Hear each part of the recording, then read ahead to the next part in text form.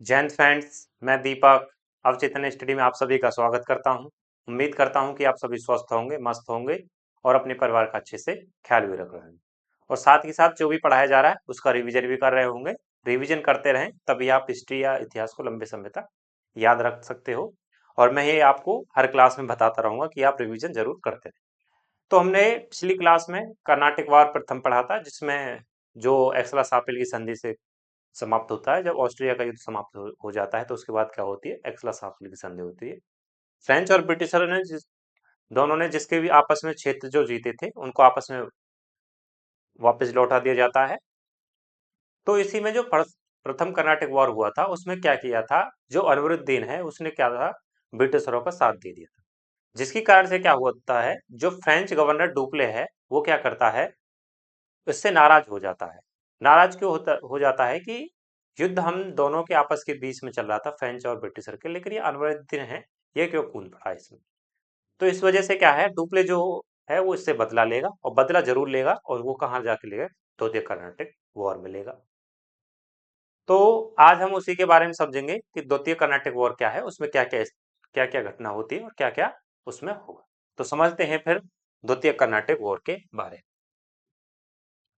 तो हेडिंग डालें आप सभी।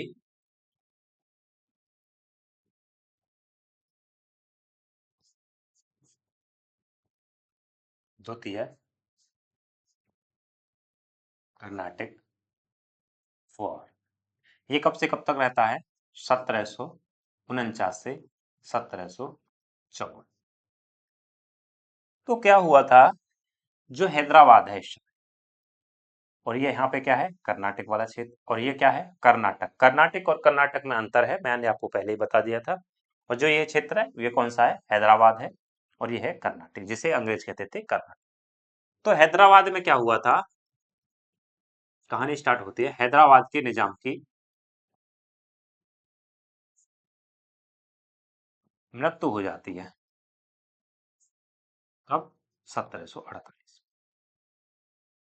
जब इसकी मृत्यु हो जाती है 1748 में, तो इसका बेटा बनता है नासिर जंग।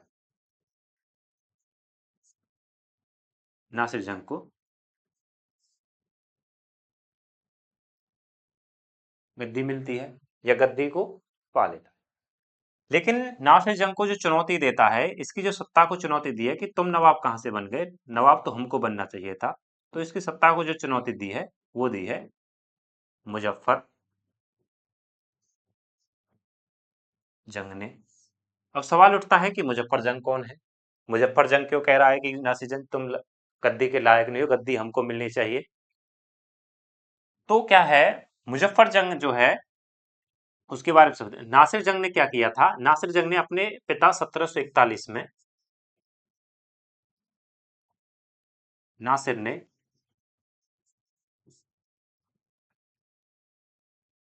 नासिर जंग ने 1741 में नासिर जंग ने अपने पिता को मारने की कोशिश की।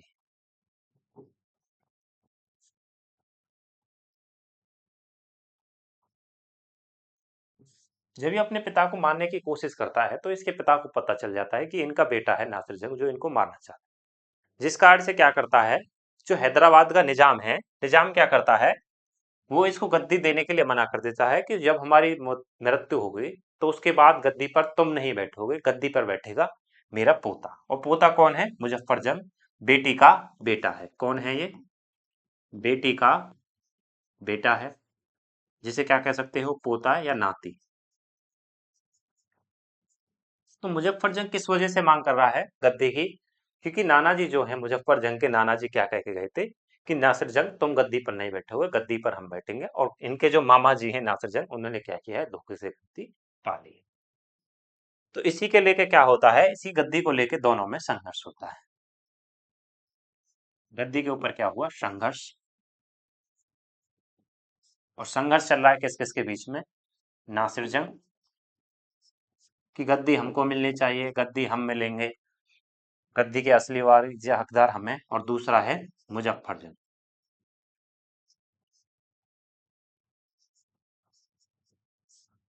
तो दोनों में क्या चल रहा है, संघर्ष की स्थिति है। तो ये तो रही हैदराबाद की कहानी। और साथ में ही कौन है, कर्नाटक में भी। कर्नाटक में क्या स्थिति है? कर्नाटक का जो नवाब है वो है अन अनवरुद्दीन। लेकिन जो अनवरुद्दीन को जो सत्ता को चुनौती दी है, एक सेकंड चल रही है, हाँ। अनवरुद्दीन को जो सत्ता की चुनौती दी है वो दी है चंदा साहिब। सवाल उठता है कि ये चंदा साहिब कौन है? चंदा साहिब जो है, कहानी समझते हैं। जो कर्नाटक का प्रथम नवाब था वो था साधु तुल्ला खां। लेकिन जो इसका शासनकाल जो रहता है 1724 में से लेकर 1732 तक। 1732 में क्या होती है, सादतुल्ला खां जो प्रथम कर्नाटक के नवाब रहते हैं, तो इनकी क्या हो जाती है, 1732 में डेथ हो जाती है। इनके बाद जो गद्दी पर बैठता है, इनका कोई बेटा तो है नहीं, लेकिन ये अपने भाई के बेटे दोस्त अली को गद्दी पर बैठा देते हैं। मरने के बाद दोस्त अली भाई का बेटा, इनका खुद का बेटा है नहीं, तो भाई का बेटा दोस्त अली को गद्दी पे बैठा।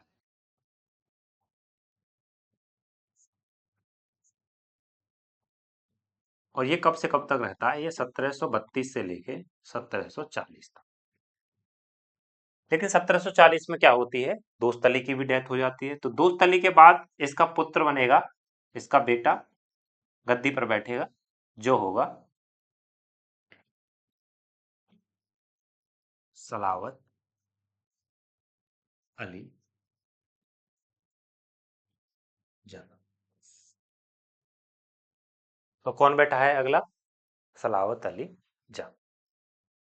लेकिन क्या होता है, सलावत अली जंग है, इसकी क्या हो जाती है आगे, डेथ हो जाती है। इसकी कब डेथ हो जाती है, 1740 से 1742 में। डेथ नहीं, इसको क्या हो जाती है, हत्या करवा दी जाती है, इसकी हत्या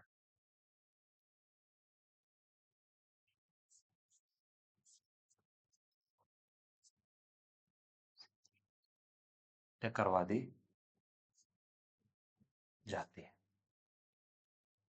अब 1742 में सलावत नहीं, सॉरी, ये है सफदर अली जंग। सफदर, थोड़ा बड़ा लिख लो,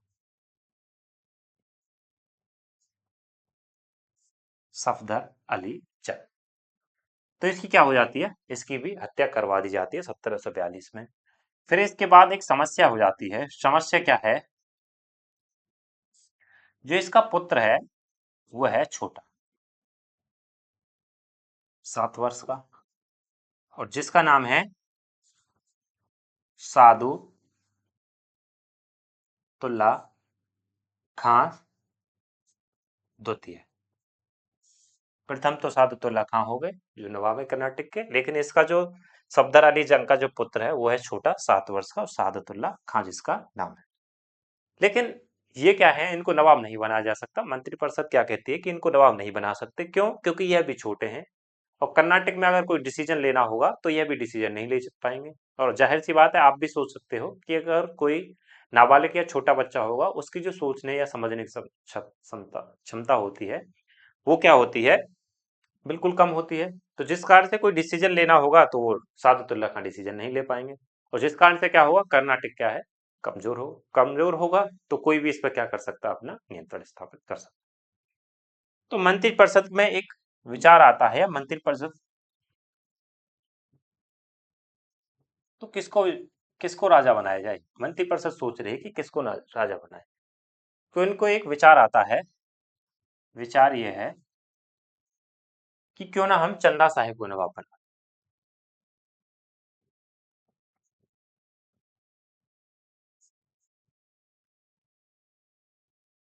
चंदा साहिब को क्यों ना नवाब बना दें।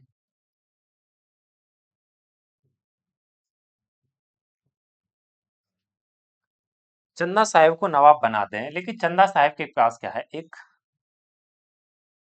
घटना घट चुकी है चंदा साहब के साथ। चंदा साहब के पास साथ क्या घटना घटी है? चंदा साहब के साथ घटना घटी है, चंदा साहब कहाँ बैठे हुए हैं? ये बैठे हुए हैं यहाँ तिरचुला तिरचुरा पल्ली में, दिल चुरा लिया तिरचुरा पल्ली में। तो यहाँ पे क्या होते हैं, मराठों ने क्या कर दिया, इन पे आक्रमण कर दिया और यहाँ से उठा के लिए चलो चलो चंदा साहब चलो। और मराठों में कौन? रघुनाथ राव। रघुनाथ राव जो हैं मराठों में, सब मराठों की बर्बादी के सबसे बड़ा नाम जो है वो है रघुनाथ राव। इस समय तो ये ठीक था, लेकिन आगे चल के ये क्या करता है, ब्रिटिशरों के साथ मिलकर मराठों के साथ कूटनीति करता है, मराठों के खिलाफ संघ। कह सकते हो कि मराठों को बर्बादी का सबसे बड़ा कारण यही रहा था, मराठों के साथ इसने बहुत ज्यादा गलत किया है। और तो क्या होता है आगे, चंदा साहब को क्यों ना नवाब बना दे, तो चंदा साहब को कौन उठा लेंगे? मराठे ने। मराठे तिरचुरा ली पर 1741 में आक्रमण करके चंदा साहब को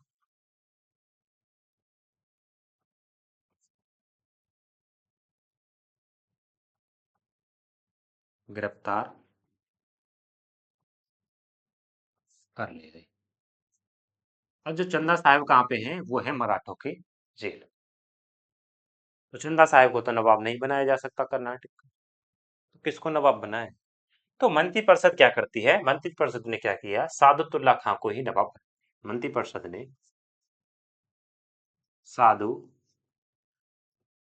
तुल्ला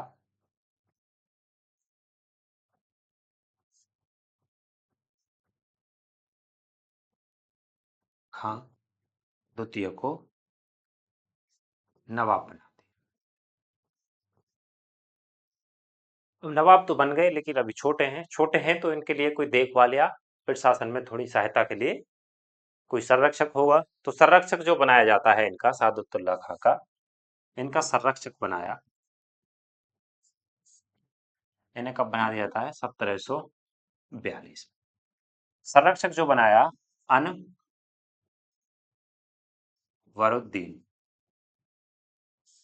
तो अनवरुद्दीन को क्या बनाती है? संरक्षक। लेकिन अनवरुद्दीन ने क्या किया 1744 में? सादुतुल्ला खां की हत्या कर दी।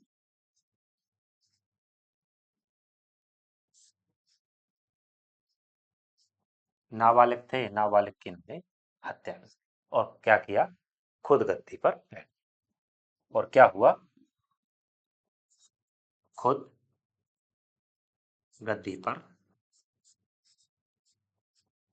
बैठ गया। जो खुद गद्दी पर बैठ जाता है 1744 से लेकर 1748 तक क्या कर रहा है? अपना अच्छा शासन प्रशासन चल रहा है। लेकिन क्या है, मराठे देख रहे हैं कि यार कर्नाटक जो क्षेत्र है अच्छा खासा फल फूल रहा है, कोई समस्या नहीं है कर्नाटक में, अच्छा खासा व्यापार चल रहा है, सभी मजे में रह रहे हैं, कोई परेशानी नहीं है कर्नाटक में। मराठे खुश नहीं है देख के कर्नाटक को, कि क्या करें, मराठे मराठे चाह रहे हैं कि क्या करें, कर्नाटक को कैसे कमजोर करें। कि मराठे क्या करेंगे, मराठों के दिमाग में विचार आता है कि जो चंदा साहिब गिरफ्तार किए, चंदा साहिब को रिहा करो। अगर चंदा साहिब को रिहा कर दोगे तो चंदा साहिब कहाँ जाएगा? कोर्ट में कौन बैठा है? अनवरुद्दीन। कौन बैठा है? अनवरुद्दीन। तो चंदा साहिब कहाँ जाएगा? आरकोट। और अनवरुद्दीन से क्या करेगा? अपनी गद्दी की मांग करेगा। तो गद्दी की मांग करेगा तो आपस में क्या होगा? दोनों में संघर्ष होगा गद्दी को लेके। और जब किसी में आपसी संघर्ष होता है किसी राज्य में, तो क्या होता है, वो अंदर से खोखला होता चला जाता है या कमजोर होता चला जाए। और अंदर से जब कमजोर होगा तो जाहिर सी बात है, हम इस पे क्या कर लेंगे? अपना नियंत्रण या इस पर अधिकार कर लेंगे। तो मराठों ने क्या किया? चंदा साहब को रिहा करने का प्लान। तो क्या किया? 1748 में मराठों ने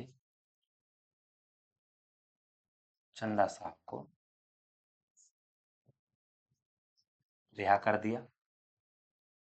और चंदा साहब कहाँ पहुंचे? चंदा साहब पहुंचे, जेल से बाहर निकले, और जेल से बाहर निकल के कहाँ पहुंचे? आरकोट राजधानी।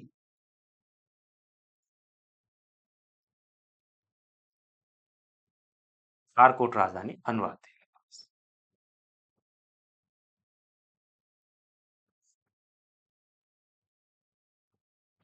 अनवरुद्दीन से जाके कहा कि अनवरुद्दीन, तुमने धोखे से गद्दी पाई है, गद्दी हमको मिलनी चाहिए थी, गद्दी के असली हकदार हम हैं, तुमने तो सादुल्ला खां की हत्या करके धोखे से गद्दी पाई है, तो गद्दी हमको मिलनी चाहिए। कौन कह रहे हैं? चंदा साहब। तो इसी बीच क्या होगा? दोनों में संघर्ष होगा। तो कर्नाटक में भी क्या चल रहा है? गद्दी को लेके संघर्ष। तो कर्नाटक में भी क्या है? गद्दी को लेके क्या है? संघर्ष। और किस किस के बीच में है? एक है चंदा साहब और दूसरा है अनवरुद्दीन।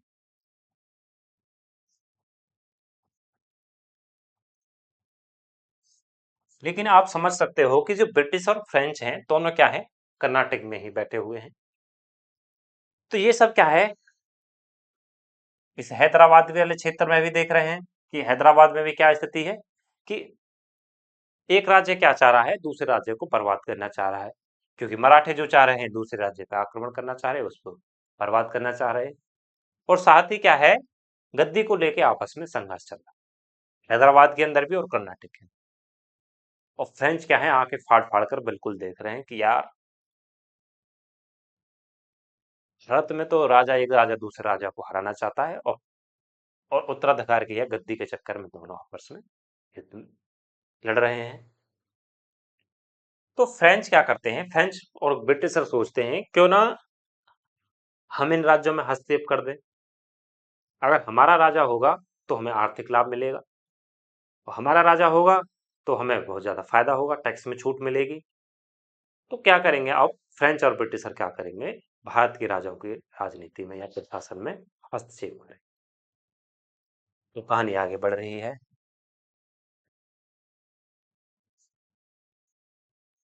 फ्रेंच व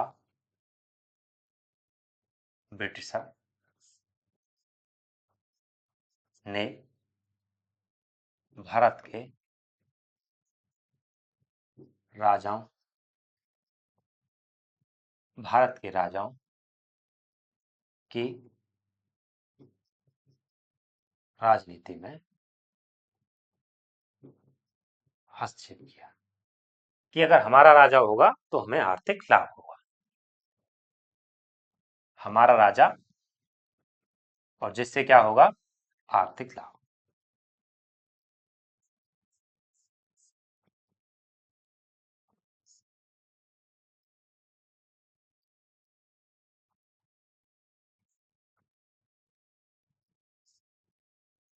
आर्थिक लाभ होगा। तो इसी बीच में क्या करेंगे? फ्रेंच जो हैं,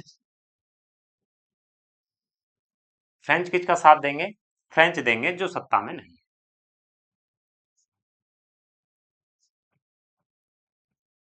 सत्ता में कौन नहीं है? एक तो चंदा साहब, और दूसरा कौन है? मुजफ्फरजंग। ये कहाँ है? कर्नाटक में राजा बनना चाह रहा है, और मुजफ्फरजंग हैदराबाद। और ब्रिटिशर किसका साथ देंगे? ब्रिटिशर जो साथ देंगे वो देंगे एक अनवरुद्दीन का, और दूसरा किसका साथ देंगे? दूसरा देंगे नासिर जंग का।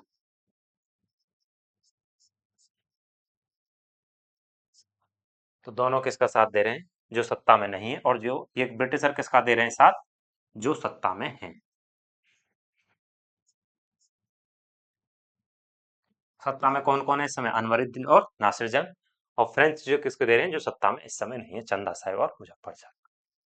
अब कहानी आगे बढ़ रही। चंदा साहिब भी आया हुआ है, और चंदा साहब और मुजफ्फरजंग किसके पास पहुंचते हैं? डुप्ले। डुप्ले गवर्नर है किसका? फ्रेंच का। तो चंदा साहिब भी कह रहे हैं कि यार डुप्ले गद्दी हमको मिलनी चाहिए थी, अनवरुद्दीन ने धोखे से गद्दी पाई है, उस छोटे से बच्चे की हत्या कर दी, वो गद्दी के असली हकदार हम हैं, यार कैसे भी गद्दी दिलाओ। डुप्ले कहता है "ओ, हम है ना भाई, भाई लोग है ना तुम्हारा"। डुप्ले कह रहा है इनसे तुमको गद्दी हम दिलाएंगे, आपका भाई है, टेंशन ना लो, हम है ना। मुजफ्फर जंग भी अपनी कहानी सुना रहा है, रो रहा है कि नाना जी ने गद्दी हमको दी थी, पता नहीं मामा जी कहाँ से बीच में आ गए और गद्दी को हड़प लिया, धोखे से गद्दी पाली है, हमको भी गद्दी चाहिए। डुप्ले कह रहा है कोई बात नहीं, भाई लोग हैं ना, अपन लोग हैं, अपन लोग सहायता करेंगे। अच्छा, टेंशन ना लो मुजफ्फर जंग, तुम्हें भी गद्दी दिला। तो अब कहानी आगे बढ़ रही है। फ्रेंच में कौन है? डुप्ले।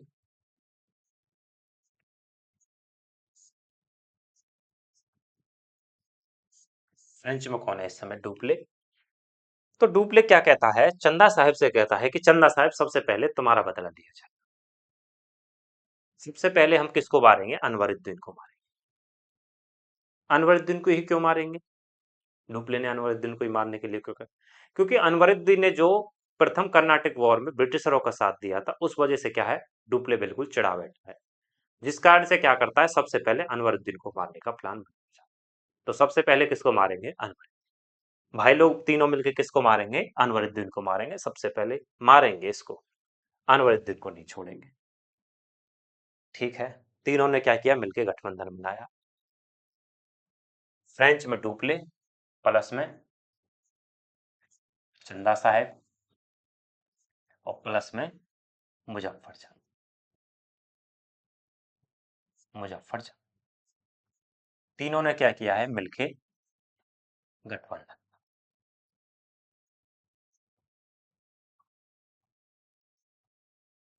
गठबंधन बना के कहा निकल पड़े? अनवरुद्दीन को मारने के लिए। अनवरुद्दीन इस समय कहाँ है? आरकोट की राजधानी।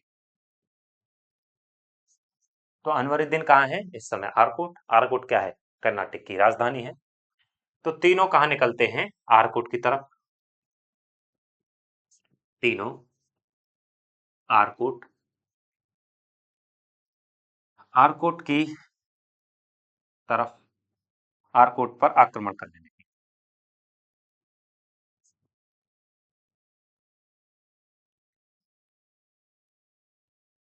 करने निकले, और निकले किस लिए हैं? अनवरुद्दीन को मारने।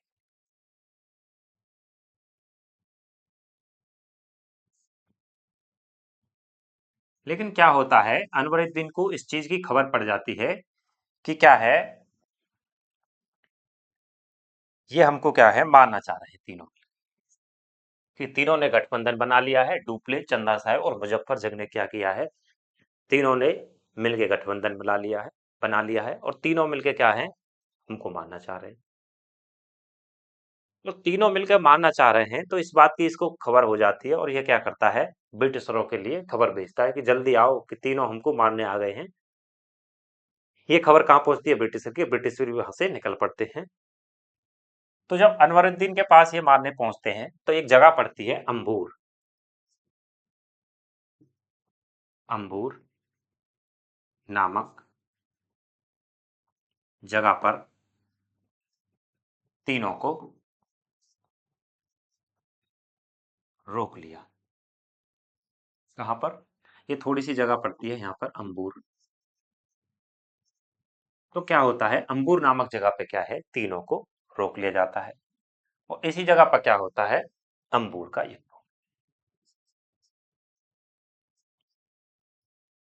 अंबूर जगह, इसी जगह पर अंबूर का युद्ध। और इसी युद्ध में क्या होता है, अनवरुद्दीन की हत्या कर दी जाती है।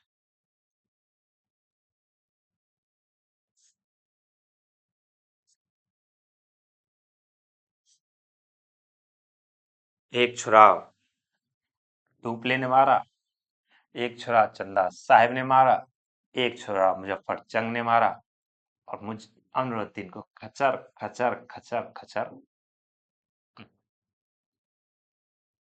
अनवरुद्दीन की हत्या कर दी तीनों ने मिलकर। इसी में क्या है, इसका बेटा जो है मोहम्मद अली अनवरुद्दीन का, वो देख रहा है कि हमारे पापा को मार डाला, तीनों छोड़ेंगे नहीं, अब इतनी बेरहमी से मार रहे हैं कि मोहम्मद अली इसे देख के, इस घटना को देख के भाग जाता। युद्ध से क्या हुआ, मोहम्मद अली भाग गया। इसका बेटा बेटा मोहम्मद अली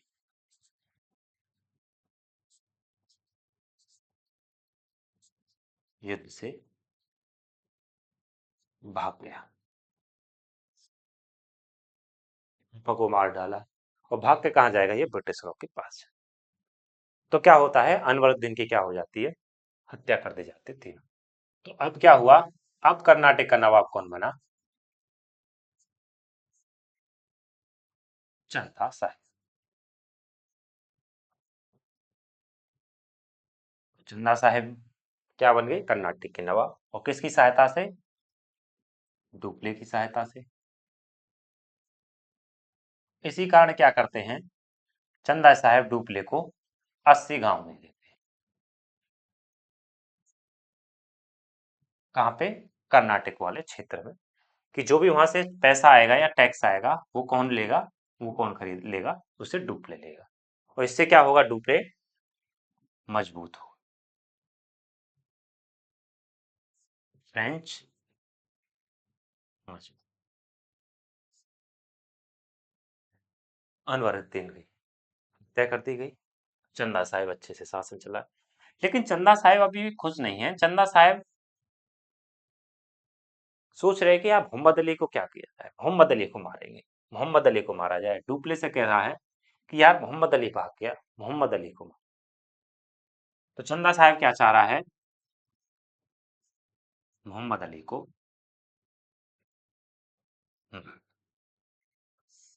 कि यार ये समस्या है, ये आगे चल के क्या करेगा, परेशानी खड़ी करेगा, इस वजह से क्या करो, मोहम्मद अली को मारो। डुप्ले कहता है ठीक है, भाई लोग हैं ना, भाई लोग मिलके मारे। तो चंदा साहब क्या करते हैं, जो मोहम्मद अली है, मोहम्मद अली छुप के बैठा है जिंजी के किले। कहाँ पे, जिंजी का किला। और इसको चंदा साहब को पता चल जाती है कि मोहम्मद अली कहाँ है, जिंजी के किले में छुपा बैठा। चंदा को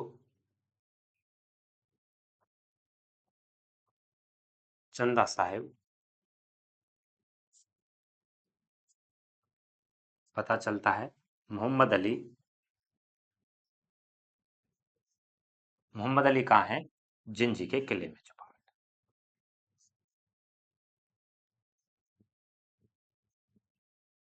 कहाँ पे है, जिंजी के किले में छुपा है। और तीनों मिलके क्या करते हैं, गठबंधन बनाते हैं। तो डोपले प्लस चंदा साहब और मुजफ्फर शाह,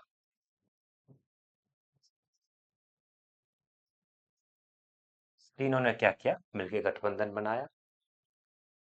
अब तीनों क्या है, अब क्या करेंगे, जिंजी के किले पर आक्रमण करेंगे। और जिंजी के किले पे क्या होता है, तीनों आक्रमण करने निकलते हैं। तो क्या हुआ आगे, तीनों ने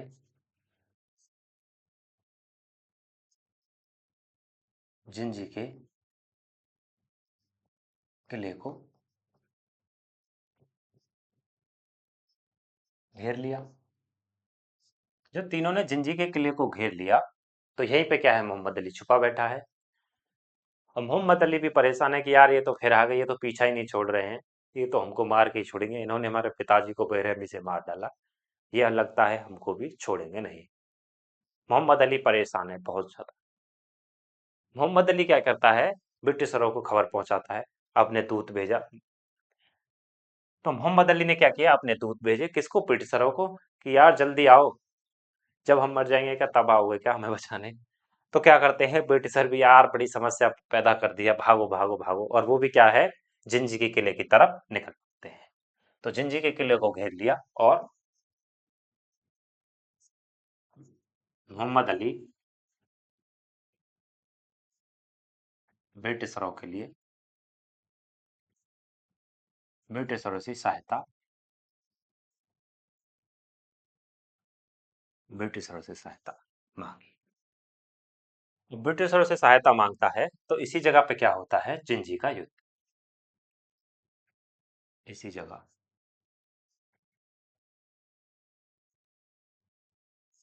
जिंजी का युद्ध होता है। लेकिन इस युद्ध में क्या होता है, मोहम्मद अली भाग गया। ब्रिटिशरों की सहायता से क्या हुआ, मोहम्मद अली फिर भाग गया।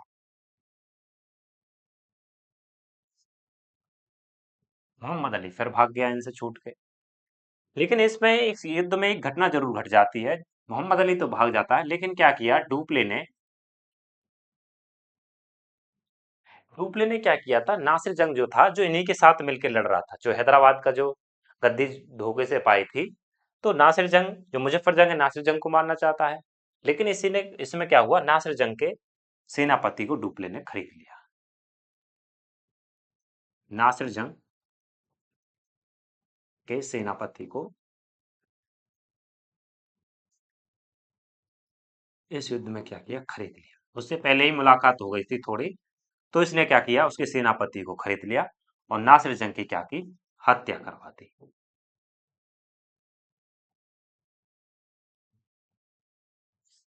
और इस युद्ध में क्या होता है, नासिर जंग मारा जाता। तो नासिर जंग क्या हुआ, हत्या करवा दी और नासिर जंग मारा गया। तो अब क्या होता है, हैदराबाद में नया नवाब बनता है। कौन, हैदराबाद का नया नवाब बन। और हैदराबाद का नया नवाब किसे बनाया, कौन चाह रहा था नया नवाब बनना, मुजफ्फर जंग। मुजफ्फर जंग। तो हैदराबाद का नया नवाब कौन है, मुजफ्फर जंग। तो मुजफ्फर जंग क्या कहता है, डुप्ले को, इसी में क्या हुआ, उसने डुप्ले को 20 लाख रुपए, डुप्ले को 20 लाख रुपए से दे। और साथ ही क्या करता है, प्लस में कर्नाटक के कुछ गांव दे देता है। कर्नाटक में चंदा साहब से कह के और गांव दिलवा दिए, चंदा साहब से और गांव दिलवा दिए। अब फ्रेंच का इस समय दबदबा है कि यार हैदराबाद में भी अपना राजा है और कर्नाटक में भी अपना राजा है, तो दोनों जगह क्या है, अब दोनों जगह फ्रेंचों का अपना राजा। तो डुप्ले है इस समय बहुत ज्यादा खुश, और फ्रेंच इस समय क्या हो रहे हैं, मजबूत हो रहे हैं। और फ्रेंचों का ये भौकाल टाइप चल रहा है इस समय पे कि यार अपना राजा है, आर्थिक लाभ हो रहा है, अच्छा जो कह रहे हैं वो मिल रहा है। और साथ ही क्या करता है मुजफ्फर जंग, इसमें दरबार में एक अधिकारी रखने को बोल देता है। दरबार में अपना अधिकारी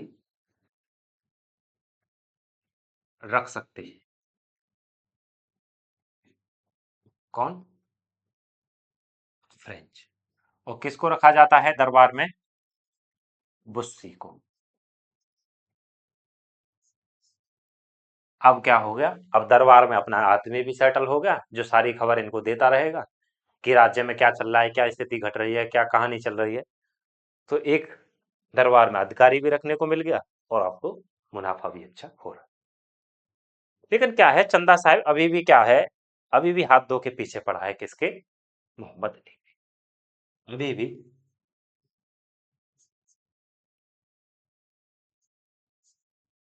अभी भी चंदा साहब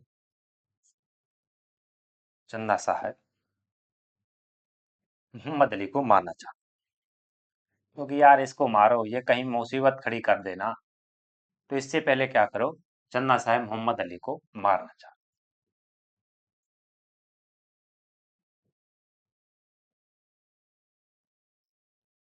कि यार इसको मारो, ये कहीं आगे चल के मुसीबत खड़ी नहीं करती। तो इसी में क्या होता है, एक घटना घट जाती है इसके बीच में। घटना क्या घट जाती है कि हैदराबाद में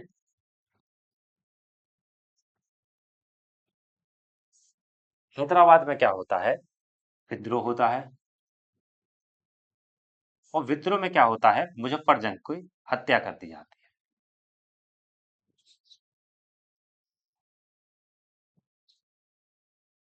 क्या होता है, मुजफ्फर जंग की हत्या कर दी जाती है। तो डुप्ले परेशान है कि यार हमारा एक साथी मारा गया, एक बंदा हमारा मारा गया जो मुजफ्फर जंग था। तो इसी में क्या करता है, डुप्ले क्या करता है, इसकी जगह पे जो जब ये इसकी हत्या हो जाती है, इसके बाद जो नवाब बनाया जाता है, वो सलावत खां को बना दिया जाता है। और किसने बनाया, डुप्ले ने।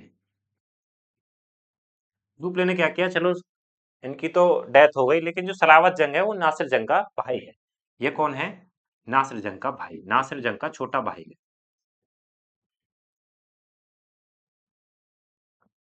छोटा भाई है किसका, नासिर जंग का। तो क्या किया डुप्ले ने, सलावत खां को गद्दी पर बैठा दिया है, किसकी पर, हैदराबाद की। लेकिन अब क्या है, मोहम्मद अली क्या है, मोहम्मद अली को चंदा साहिब मारना चाहते हैं। तो जिस कार्य से क्या किया दोनों ने, क्या करते हैं अब, क्या कहता है चंदा साहिब, कहते हैं कि यार सलावत जंग को छोड़ो, हम ही चलते हैं मोहम्मद अली को मारने। सलावत जंग अभी नया नया है, इसको अभी यहीं रहने देते हैं। हम दोनों क्या करते हैं, हम दोनों मोहम्मद अली को मारने के लिए निकल। तो सलावत खां अपना अपना शासन अच्छे से कर रहा है। तो क्या हुआ, दोनों डुप्ले प्लस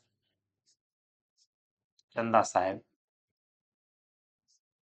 दोनों मिलके कहा निकले, मोहम्मद अली को मार।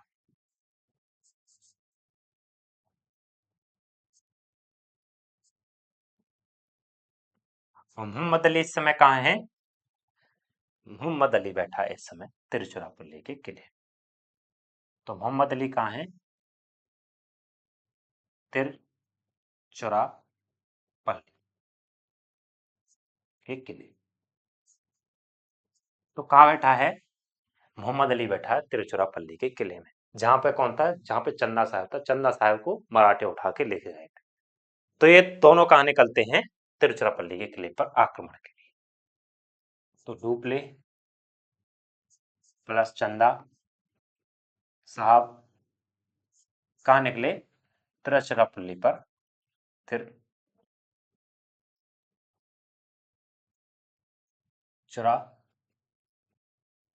पर आक्रमण के लिए। तिरुचिरापल्ली पर जब आक्रमण के लिए निकलते हैं, तो यहाँ पे कौन है, मोहम्मद अली। मोहम्मद अली क्या है, छुपा बैठा है।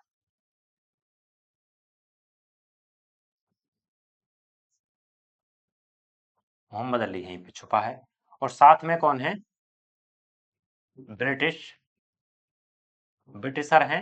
और ब्रिटिशर में एक क्लर्क है जिसका नाम है रॉबर्ट क्लाइव। तो यहाँ पे कौन है, इसके साथ ब्रिटिशर भी हैं, और ब्रिटिशर क्या है, इसकी सेवा या सुरक्षा में लगे हुए हैं। और कौन है इसी के साथ, रॉबर्ट क्लाइव को इसी के साथ लगाया गया। तो तिरुचिरापल्ली पर क्या करते हैं, ये आक्रमण के लिए निकलते हैं। कहाँ बताया था मैंने आपको, तिरुचिरापल्ली यहाँ। लेकिन क्या होता है, जब इसको इन्होंने क्या किया, तिरुचिरापल्ली को चारों तरफ से घेर लिया।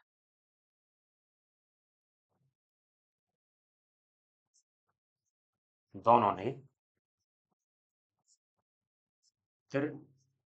तिरुचिरापल्ली, दिल चुरा लिया, या कह सकते हो तिरुचिरापल्ली को घेर लिया। तिरुचिरापल्ली के किले लिख लो। तिरुचिरापल्ली के किले को क्या किया इन्होंने, घेर लिया।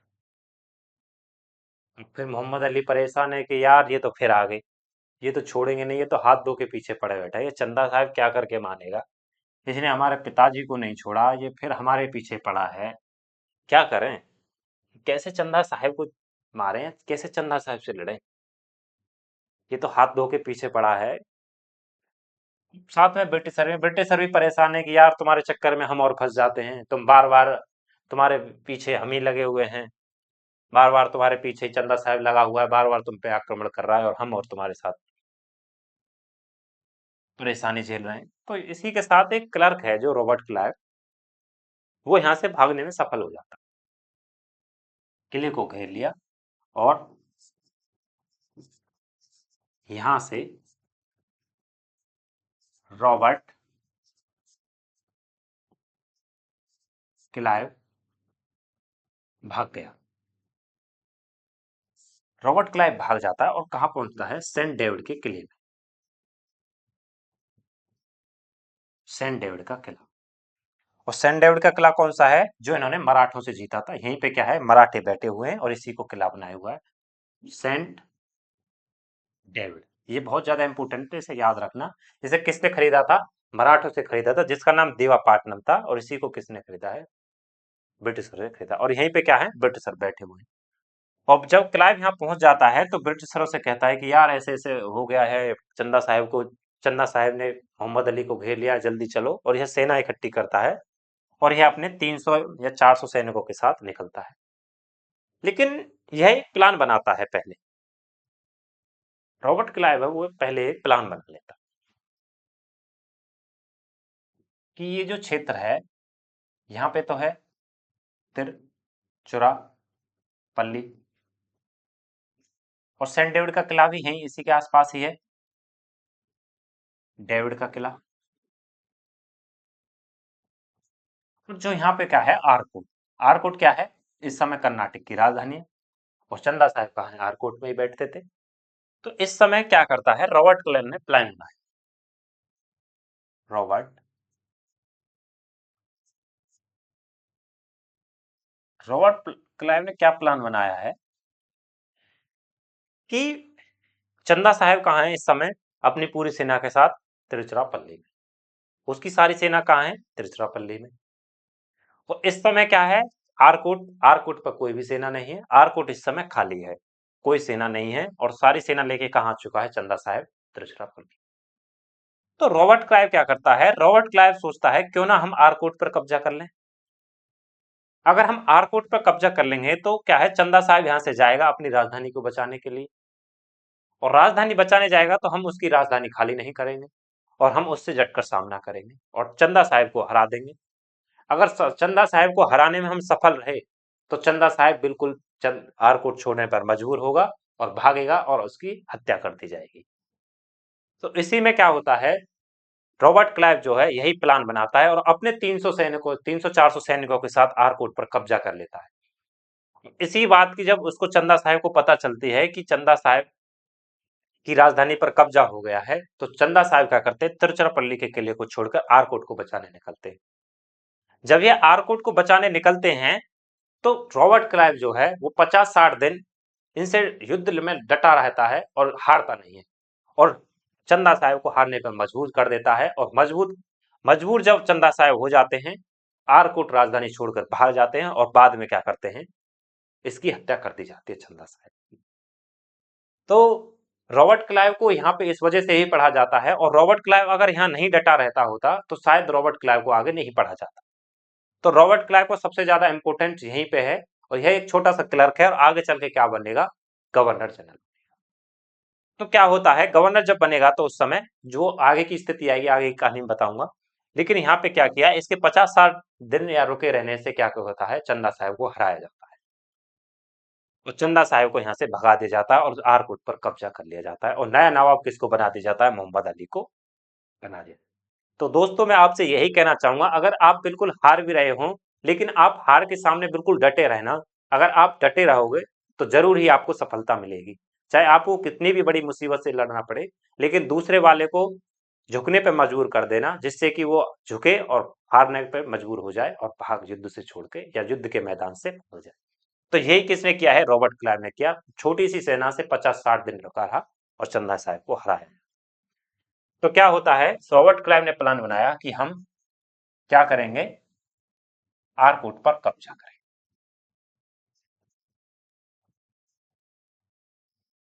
आर को कब्जा करेंगे और कब्जा कर लिया।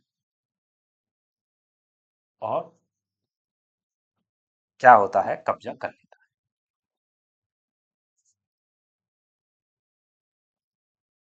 है। अरे यार, और कब्जा किया और कब्जा कर लेता है, तो क्या होता है, चन्ना साहेब अपनी राजधानी बचाने निकलता है। राजधानी बचाने निकलता है। इसी कारण क्या होता है, 50-60 दिन, 50 से 52 दिन तक युद्ध चला। 50 से 52 दिन तक युद्ध चला। और क्या हुआ, चंदा साहब भाग गया। बाद में इसकी हत्या।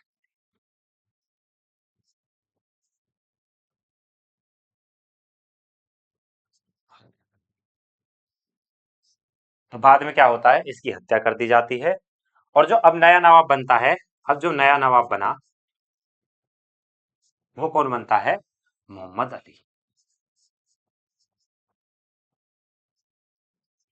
अब नया नवाब किसका बन गया, ब्रिटिशरों का। ब्रिटिशरों ने क्या किया, कर्नाटक में अपना नवाब बना। डुप्ले भी अपना वहां से चुप निकल के आ गया, और डुप्ले भी अब सोच रहा है कि यार अच्छा खासा चल रहा था मामला, लेकिन क्या हुआ, अब ब्रिटिशरों ने टांग अड़ा दी और ब्रिटिशरों ने अपना राजा बना दिया।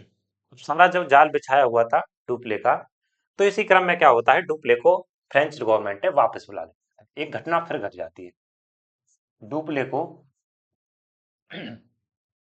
फ्रेंच सरकार वापस बुला ली। डुप्ले कह रहा है कि यार हमको क्यों वापस बुला रहे हो, हमने तो इतना पूरा जाल यहाँ बिछाया बिछाया हुआ है, पूरे इस क्षेत्र पे अपना राजा, एक अपना राजा बैठाया हुआ है, और पूरा जाल इस समय बिछा रखा है। तो इसी समय पे क्या करती है, फ्रेंच गवर्नमेंट इसे वापस बुलाती है। सबसे ज्यादा कमजोरी फ्रेंच सरकार की यही रहती है कि ये डुप्ले को इन्होंने यहाँ से बुलाया। अगर डुप्ले को शायद ना बुलाया जाता तो शायद स्थिति को और होती, ब्रिटिशरों को वो हराता, और घटना में डुप्ले को और अच्छे से पढ़ा जाता। लेकिन क्या किया, फ्रेंच सरकार थी, जो यह है एक सरकारी कंपनी थी, और सरकारी काम ऐसे होते हैं कि आपको जाना पड़ेगा, तो सरकार की आपको माननी है। तो क्या हुआ, डुप्ले को सरकार ने वापस बुला लिया। कारण इसके वजह से बुलाया था कि चंदा, वो सोच रही थी कि चंदा साहब को इन्हीं के द्वारा मरवा दिया गया है, इन्हीं की हो रही है, इनकी वजह से ही चंदा साहब मारा गया है। लेकिन कारण ये नहीं था कि इनकी वजह से चंदा साहब मारा गया। तो कहानी आगे बढ़ रही है। अब जो नया गवर्नर जनरल आया, नया गवर्नर जो आएगा, वो आएगा गो डे यू।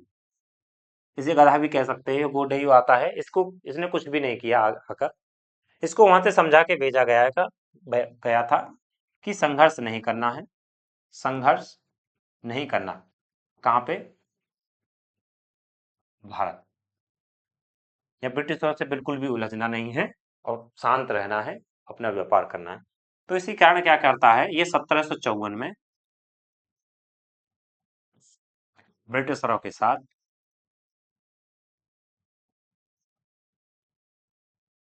ब्रिटिशर के साथ ये कर लेता है, पुडुचेरी की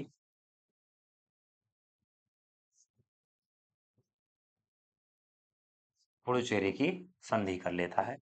भारत आता है, और भारत आने के बाद पुडुचेरी की इसने संधि कर ली। और इसी के साथ क्या होता है, आपका कर्नाटक युद्ध, द्वितीय कर्नाटक युद्ध समाप्त। द्वितीय कर्नाटक वार समाप्त होता है। तो ये रही आपकी द्वितीय कर्नाटक युद्ध की, यह वार की पूरी कहानी। मैंने आपको एक कहानी की तरह पढ़ा है, और सारे जो कॉन्सेप्ट है वो भी क्लियर करे हैं आपको। अगर आपको फिर भी कुछ समझ में नहीं आया हो, तो आप कमेंट सेक्शन में जरूर पूछ सकते हो। तो तब तक के लिए अपना और अपने परिवार का ख्याल रखें। क्लास अच्छी लगी हो तो अपने दोस्तों के साथ जरूर शेयर करना, क्योंकि वो भी अपने इतिहास के बारे में जाने। तो मिलते हैं नेक्स्ट क्लास के साथ, तब तक के लिए अपना और अपने परिवार का ख्याल रखें। जय हिंद, जय भारत, वंदे मातरम।